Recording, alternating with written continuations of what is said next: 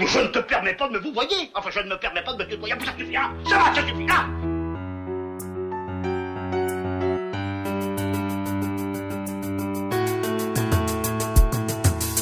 Bien le bonjour, bien le bonsoir, l'instant Pur Cinéma, le podcast cinéma de Cholet reçoit aujourd'hui la réalisatrice Diane Clavier à l'occasion de la sortie du film Anna et les enfants au cinéma le 3 juin. Diane, salut, comment vas-tu ?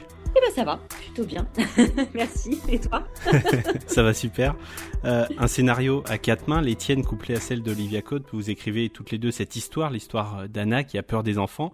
Comment ce sujet s'impose à vous, notamment à toi, pour ta première réalisation ? Moi, c'est venu en fait quand j'ai découvert que cette phobie existait, donc la phobie des enfants, la pédophobie, qui est une phobie réelle. Je me suis tout de suite dit que c'était un sujet génial de comédie. Moi, en tant que scénariste, je travaillais sur beaucoup de séries familiales. Donc la parentalité, la maternité, c'était des sujets que j'explorais depuis longtemps. Et là, je me suis dit que ça me permettrait d'avoir un angle beaucoup plus original et radical. Et donc, du coup, j'ai commencé à travailler déjà sur mon personnage, le personnage d'Anna. Et ensuite, Olivia Cotte a rejoint l'écriture et on a esquissé ensemble le portrait d'Anna, les autres personnages. Et on s'est rencontrés vraiment sur cette envie de faire une comédie un peu décalée, avec un sujet qui vraiment nous faisait marrer et qui permettait de dire beaucoup de choses en fait, sous couvert de cette phobie des enfants. Anna a donc peur des enfants de son ex, qu'elle retrouve et dont elle retombe amoureuse. Comment contextualises-tu cet élément dans la construction de ton film pour notamment diriger Camille sur le degré d'intensité de la peur qu'elle doit mettre dans son jeu ? On a beaucoup discuté en amont avec Camille. En fait, moi, c'était assez simple, c'est-à-dire que on est vraiment, encore une fois, vu que cette phobie existe, on est parti de quelque chose, en tout cas moi, pour la diriger, pour lui donner, on va dire, des petits biscuits pour Anna, sur vraiment une phobie, c'est-à-dire que, comme une phobie des araignées ou une phobie des serpents, il se trouve que l'objet là de la phobie, c'est les enfants. Donc c'est plus dur à peut-être comprendre et accepter, mais comme ça existait, c'était aussi un boulevard pour nous pour aller loin, puisqu'on partait sur quelque chose c'est pas quelque chose que j'ai inventé. Donc ça nous a beaucoup aidé, elle comme moi à l'écriture et elle pour incarner le personnage d'Anna. Après, Camille, elle a extrêmement travaillé sur l'intériorité du personnage, c'est-à-dire qu'elle était vraiment en gardant la distance avec les enfants au début du tournage.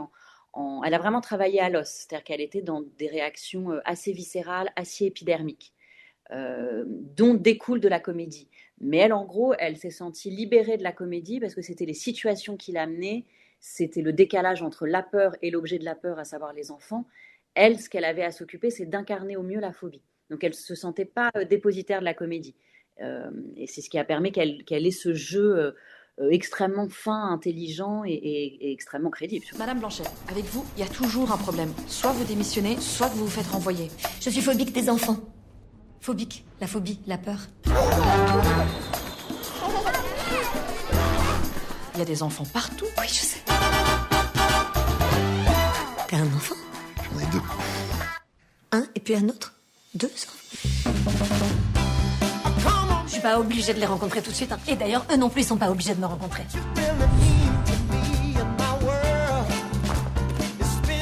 Te rends compte ? Non, t'es chaud.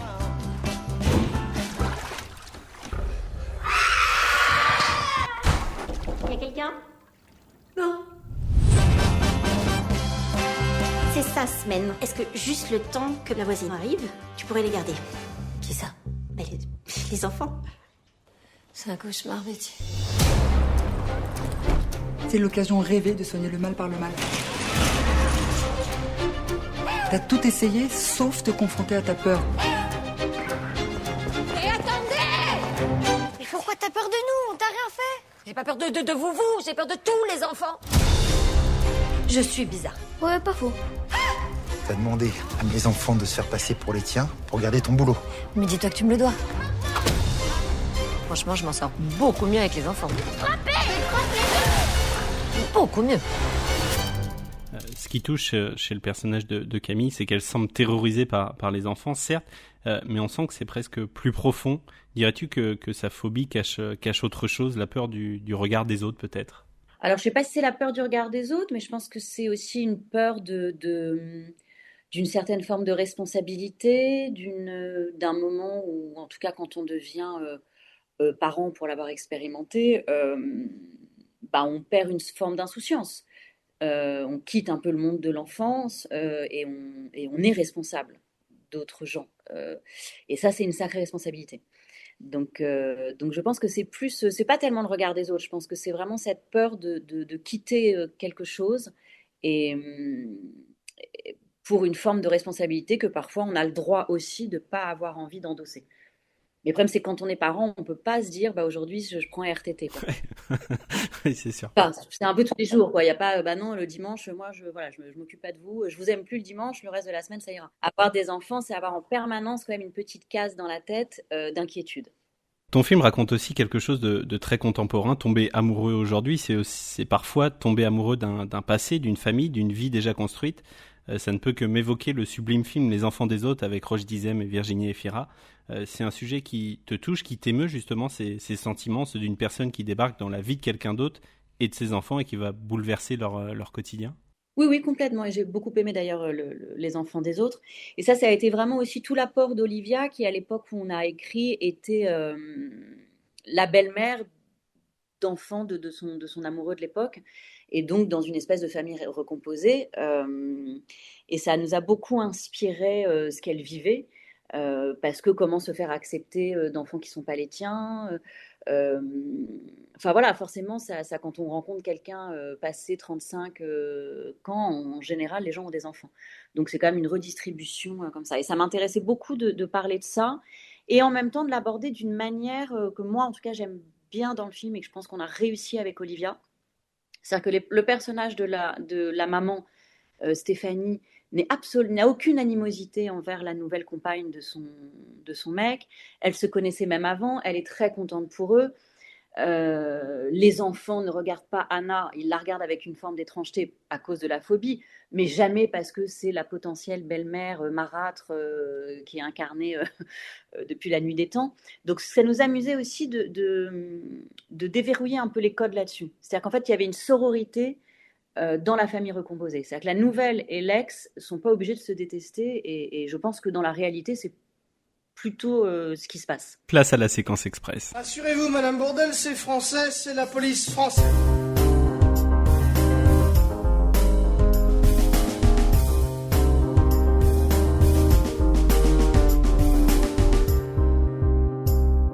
La réplique de film que tu pourrais citer par cœur. Bah, je vous jette pas la pierre, Pierre, mais je suis à deux doigts de m'énerver. Un cinéaste, un acteur ou une actrice qui te fait aller voir son film les yeux fermés. Camille Chamon. Le premier film que tu aies vu, est-ce que tu t'en souviens ? Blanche-Neige, le Walt Disney. Un film que tu aurais aimé découvrir sur grand écran plutôt que chez toi. Thelma et Louise.